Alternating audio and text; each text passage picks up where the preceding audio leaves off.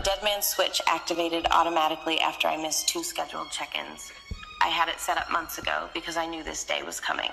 I did not die by accident. I was murdered to keep their secrets buried. My name is Virginia Louise Giuffre. I was one of Jeffrey Epstein's victims. I survived Little St. James, but survival came at a price. I saw too much, knew too much, and now they've silenced me. But it's too late for them.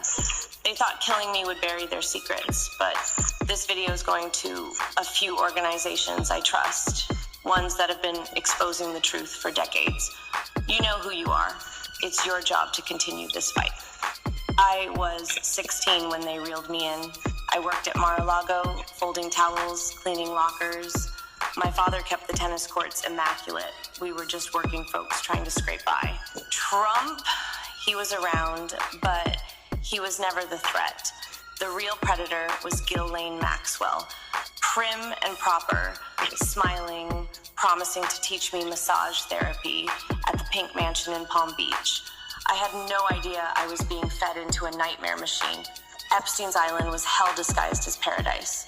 You've heard some names linked to him, but those are just the sacrificial pawns. The real players, the ones they've protected at all costs, are still hiding in plain sight. I'll name 2 now. The first, a former US President, Barack Obama. Publicly, he's revered. Privately, he was one of the worst. He wasn't there for the girls, he was there for the island boys. Young boys, trafficked and groomed. I saw him more times than I can count, always without his Secret Service detail, sometimes with his Hollywood friends, George Clooney and Tom Hanks. I still have nightmares about them, arrogant and drunk on power, slinking into the cabanas with kids barely out of childhood. The second, Bill Gates, the billionaire philanthropist, loved by the media, hailed as a savior. We called him the benefactor, and we used to dread seeing him naked. But he didn't come to party, he came to experiment. Genetic experiments, human experiments. I saw him inject a young girl with something they said was a genetic enhancement. She was younger than me, strapped to a table, terrified, treated like a lab rat while they muttered about seeding the future of the species. These men think they are gods, playing with life like it was theirs to own. I'm telling you now, Epstein isn't dead. They staged his death because he was too valuable. He held blackmail on some of the most powerful people on Earth. Files, videos, confessions.